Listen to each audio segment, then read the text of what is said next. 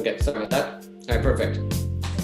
All right, so here a little bit of context around the firm so you have a sense for kind of why we're talking specifically today about marketing and sales. Our firm in general, primarily with mid and small market companies. So in terms of the context, and I'm not really talking about the huge company. So we don't have a lot of companies that are of that size. Most of our clients, probably 80% of them, range from about 20 million to just over $1 billion. That's really the majority. So it's a lot of roles that are for mid-sized teams and across a pretty wide variety of industries also. So it's very, very broad from that perspective. So since the beginning, about 60% of our recruiting is marketing and sales, right? So that's a big chunk of what we do. The other parts are operations and then executive leadership, so president, CEO type roles. So marketing and sales, revenue as well as branding is a big part of our DNA, if you will. And as Carter mentioned, we got connected through Sharon Spooler over at Chief Outsiders. We actually connected with her at the very end of 2020. And since then, including the one that we just filled today, we've actually filled 6 searches for them since the very end of 2020. So it's been a very, very strong collaboration partnership. We'll delve into some of the specifics of those places to give you an idea later on. But that's a really good piece of what we do. Compensation levels, 120,000 on the low end, up to about $750,000 on the high end. So it'll give you some context about that as well. So all the things we'll talk about today, the compensation levels, the trends out there are really, even though they're applicable to every size company, it's really focused primarily around those mid-market and small market type companies, if you will. We always say that we're functionally specific, but industry agnostic. So again, I've got a pretty broad cross-section of experience across a wide variety of companies and also across the country too. We have clients right now in Michigan, we have clients in Florida, we have clients obviously in California, New York as well. We've done work in Chicago, we've done work really across the board. So it's pretty broad-based from that perspective. We'll talk about kind of the things to focus on in terms of how to attract talent in general. We've actually been virtual since day one. So 15 years, we've never actually had an office. We use a co-working space. I was just there earlier today for a while. And that's actually served us very well, not only in terms of flexibility, but also in terms of attracting talent. And we'll talk about that right now, where everybody's trying to figure out what this new work from home, work from office, hybrid approach is going to be. We'll chat about that as really kind of being one of the new perks that's come up obviously very strong since the pandemic. So we've been virtual, for 15 years. Okay, so one of the things, and I have a list of kind of the top 5 or 6 things to go through, but one of the things out there, I know everybody here is marketing and executive leadership, content is king. Right, we all know that it's been that way for a very, very long time. It's nothing brand new, but I think it's been more in the forefront today than it's ever been before. So even as a small 7-person, boutique executive search firm, we have a dedicated digital marketing manager. And then our number 2, kind of my counterpart, is our marketing partner, which is our managing partner in charge of marketing and operations. So we are very big believers in developing and sharing content on a regular basis. Thought leadership is the way to go, not just in terms of positioning your organization, also creating your employment brand. Right? These days, nobody looks at a job or considers a position without checking 3 very important areas. 1 being LinkedIn. We'll chat about that in a few minutes. 2 being your website, obviously, and kind of thought leadership content that you've developed. And 3 really being Glassdoor, or any other kind of rating sites, if you will, to get a feel for what people are saying about your organization, what it's like to work there, even though, the comments in Glassdoor should be taken with a bit of a grain of salt, right? A little more complaining than there might be elsewhere. But even still, you need to make sure that you're managing that messaging very deliberately, because I guarantee people are going to that site to look and see what others are saying about your organization. So these are some quick examples of things that we, in terms of thought leadership. This is many infographics that we've created. This one's about the marketing mind. We did one for sales as well. Whenever we have a new search that we actually are launching, we have an entire digital marketing campaign that is launched in conjunction with that search to bring a visibility, to bring branding to our client as well. And so that when we're actually reaching out to candidates, if they've already seen the content, already seen the position posted someplace, or they've seen it through a referral or introduction from a mutual colleague, then when we actually do our direct outreach to them, the likelihood of them responding is much, much greater. So it goes a very long way to do that. And then of course we have things on our website too, and we're constantly revamping and adjusting our website to make sure it's reflecting what's out there right now and what people are gravitating towards and what they're looking for. So again, back to my overarching comment there, content is king, not just to position your own company from a business perspective, but also to really establish and lay the foundation for that employment brand. Let's see. There we go. Skip one. Okay, so I'm going to spend some time on this here as well. Make sure I didn't skip it. Yeah. So we do twice a year. We do a very comprehensive compensation guide, and a lot of guides out there are very generalist. They try to be all things to all people because we specialize in those 4 functional areas that I mentioned, marketing and sales being the 2 biggest. We have a very in-depth comp guide to go through. So this is about 1,200 data points from across the country and across different industries, okay? And we can certainly talk about how it's adjustable depending upon region, and hospitality pays a lot less than biotech or cyber, for example. But by and large, these are some good ranges and averages to consider. I'm spending a lot more time, probably the last 12 months, give or take, talking to companies and talking to CEOs especially about compensation levels. It's accelerated beyond what I've ever seen in my 25 years in recruiting. The numbers that you see out there have gone up, usually 5-8% increase that our placements are getting over their current position.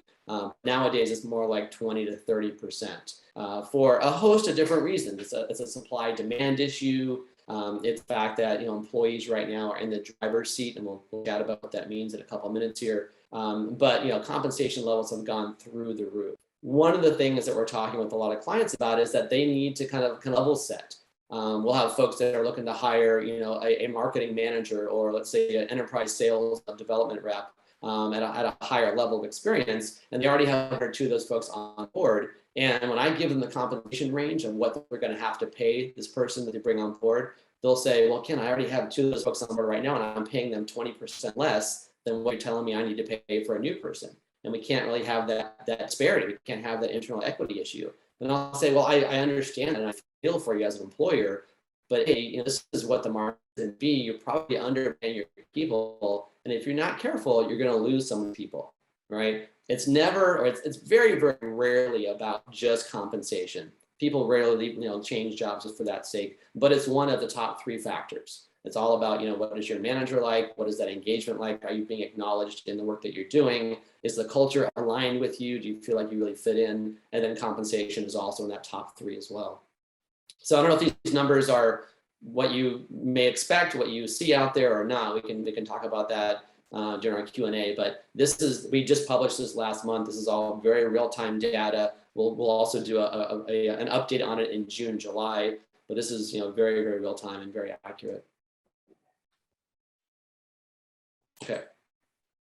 So these are some examples of companies we work with, and again, I want to show you kind of some kind of key examples of the clients that I've talked to and worked with where we've had to make some very significant adjustments, right? So Kia, for example, Kia Automotive is our single biggest client. We've placed quite a few folks with them, including their new chief operating officer, but a lot of folks on the branding, PR, communications, and marketing side also. And they in the automotive industry, they are one of the companies that does tend to pay at the higher quartile, if you will, of compensation levels compared to their peers. That's very helpful. But beyond the compensation, they're also much more flexible when it comes to work-life balance. They're very supportive of their employees in terms of benefits. Also, they pay for benefits for a lot of their employees' dependents as well. And they're just a very employee-centric organization, which is not the case for every automotive company out there for sure. Then you've got companies like Alteryx, which is a big publicly traded, they're about $700 million organization based in Orange County, and they're technology savvy as well and very technology forward. But same kind of thing, they're also very employee centric. And one of the things that both of these companies have in common is that they're very aware of their employment brand, right? Alteryx, they tend to work long hours. It's not a 40-hour-a-week job, no matter what level you're at. So when we are working with them to recruit talent, it's important that we know what their, kind of their operating style is like, so that we don't bring somebody into the organization that's used to working 40 hours a week because they have young kids or they're caring for their parents, elderly parents, whatever it may be. That's not going to be a good alignment for them. So it's really important for you as employers, as you're building your companies, as you are consulting with clients, whatever the case may be, that you really are kind of self-aware, right? Or they're self-aware what their style and approach is like, to make sure that you're hiring in the right kinds of people and there's not that misalignment that happens down the road. So these are the most kind of important things that we are talking about with our clients, right? The things that you can do, even if you're a smaller company, you don't have the resources to compete with a Google or an Oracle or a Facebook or Amazon or whoever it might be out there. There's a lot of things that you can do beyond compensation that it's really going to help in terms of attracting the right kind of talent. A couple we already talked about, we'll go through these as well. So again, one of the things as a smaller company or a mid-market company as well is that the roles that you're hiring for, they tend to be much broader, right? Whereas at an Oracle or at an Amazon or at a wherever it may be, you're what we call kind of an inch wide but a mile deep. So you're doing one or two things, but you're doing it from top to bottom. Whereas in a mid-market or smaller company, the employees that you're bringing on board have exposure to a lot more things. They've got to be much more agile, much more fluid, used to being able to kind of change gears on a dime. And that's actually a very big plus. And that's something that a big company just flat out can't compete with, right? So it is a differentiator for you as a smaller or mid-market company to really kind of focus on that breadth of responsibility and the exposure to different roles out there also. I mentioned before about remote hybrid work. We tell, when clients come to us and they say, we need to hire a new VP of sales or a new CMO. And if they tell us that they want this person to be in the office 5 days a week, we will work very, very hard to dissuade them from doing that and convince them to have at least a hybrid approach. And if they don't, it's up to them. They're ultimately the client. We'll say, okay, we'll go out to market and we'll try to find somebody who's willing to come to the office 5 days a week. But just know that it's going to take us a lot longer, about 30% longer. And it's also going to be a factor. We're going to probably present you with maybe 3 or 4 candidates versus 8 to 10 if you opened it up to a hybrid approach. Simply because, again, supply and demand. One of the things that you can offer as a small or mid-market company is that hybrid approach, and that's going to attract a lot of really, really great candidates out there right now. A lot of companies that aren't doing that are losing very, very good people. They're not doing a good job of communicating the messaging. They just want they want everything to go back to the way it was, honestly, right, pre-COVID. And as we all know, that's not going to happen. No matter what we do, it's just not going to happen. And employees have gotten a taste of working from home, and not everybody, but the majority of them prefer it and like it. And a lot of employers honestly have seen that their employees are not only but in some cases more productive working from home than they were in the office. They have more freedom, more flexibility, they're more efficient. They don't get interrupted with, kind of needless meetings, if you will, or chit chat. So they're much more productive and efficient that way. So you can really, kind of put yourself ahead of a lot of companies if you offer that. Leverage your network to proactively build a bench as well. One of the things that I see, and I see this through good times and bad, recessions and boom years, is that the majority of companies hire in a reactive mode.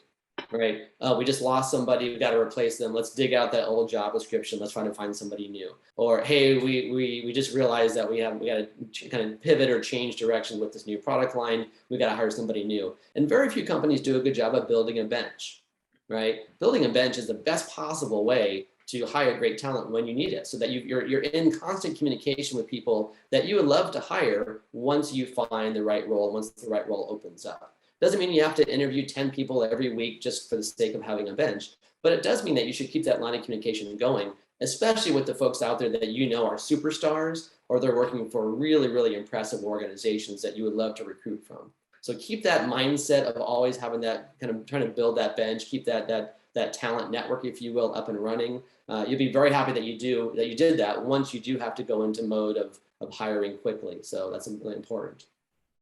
And I have on here also a picture. So I wrote a book about 5 or so, 6 years ago now about LinkedIn, and specifically it was LinkedIn, kind of how do you leverage LinkedIn for sales and marketing leaders to hire more effectively. And we all know LinkedIn is the place to be, right? It's as a professional, platform, it's the place to be. You'd be surprised how easy it is to really go out there and network and recruit somebody if you have a deliberate and more strategic, proactive approach in mind versus what we call kind of pick up the phone and dial for dollars, hoping someone's going to answer, right? Or throw a job posting up somewhere and hope that someone's going to respond who's halfway decent.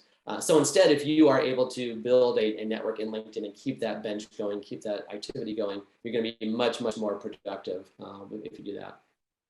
Job descriptions are also another thing. You see this more often with bigger companies. Job descriptions are they've been the same for, I don't know, 50 years, 70 years, right? Where it's just, here's my company, here's the responsibilities, and here's the qualifications. And that is not the way that today's top talent wants to see the job. That's just not flat out. That's just a very, very archaic way to list a position. Instead, you want to talk about how this individual is going to impact the organization, the things that they're able to do.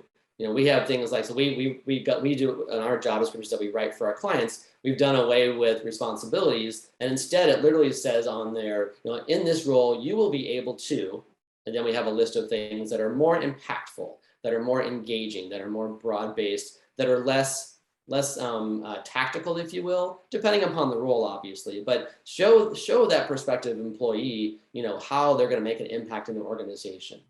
And then instead of listing just or having a header that says qualifications or requirements, we say you will thrive in this role if you have ... and a list of things, right? But again, it's got to be different than what it's been in the past. I still see the vast majority of job descriptions still require a degree, a 4-year degree. Even though all the research out there shows that, degrees, if you're in a very technical role, you have to be an MD or a physician or engineer, whatever. I get that. But at the same time, there's a lot of great talent out there that we have placed as a firm that had phenomenal experience skills-wise and industry-wise, but just never got a degree. Maybe they dropped out of school out of college, or they never started because they were working. They started working in high school and never looked back. Or they had a great internship that turned into a job, and so they didn't think they needed to complete the college degree, right? Or, not on a big thing right now, our next bullet point is around DEI, right? If you're trying to hire a more diverse workforce, a lot of minority groups out there, as a group, don't have as high of a penetration of college degrees. So if you say you want to hire a more diverse, employee base, but you're looking at populations that don't typically have degrees, and your job description says that you must have a degree, there's a misalignment there. You're going to miss out. So make sure you're looking at people based on their skill set, their experience, what they bring to the organization. Is there alignment with how you operate as a company versus where they've come from? Can they do the job? The degree should be secondary or maybe even tertiary. So make sure your job descriptions truly align with what you need in the position, not just the same old, job description that you'd had in the past. And then lastly, this is more kind of around retention, but for those of you that are concerned about retaining your employees also, it's really important that you sit down either physically or virtually with your employees, especially your top performers, and have what we call career conversations. Right? It's not a review. It's not a time to talk about your raise or your cost of living adjustment. It's a career conversation, talking with your employees, asking them what it is they want to do. Where do they want to get to? What are their career goals and aspirations? Do they see themselves moving from marketing into sales or vice versa? Do they want to go and become a specialist on the digital side, or is their goal to become a CMO? Right? What is it that they want to do? Having those conversations, that engagement, that dialogue, it's a very intangible and non-monetary benefit, but employees really, really appreciate that. And I can't tell you how many times I talk to candidates that are changing jobs, and we'll ask them, what's driving that change? And they'll say, yeah, my boss just never talks to me. It was okay when I was in the office, but now that we're virtual, we just never engage. There's no proactivity, there's no outreach, there's no conversation. And so because of all that, this person feels very isolated and just not part of the team anymore. So it doesn't take a lot of time. Even if you have a big team, you can spend 15, 20 minutes with each person, once every month, and at least have that dialogue and engage them. So that's a really easy way to pick up on that too. Okay, so any one of these, I'm sure we could talk for an hour about each of these topics here, but I want to be able to answer your questions and kind of go through that as well. But those are the things that I really feel that we are seeing out there as issues, but more importantly, as small to mid-market companies, as you're building your organizations, there are definite ways that you can differentiate and not worry so much about competing against the big boys out there.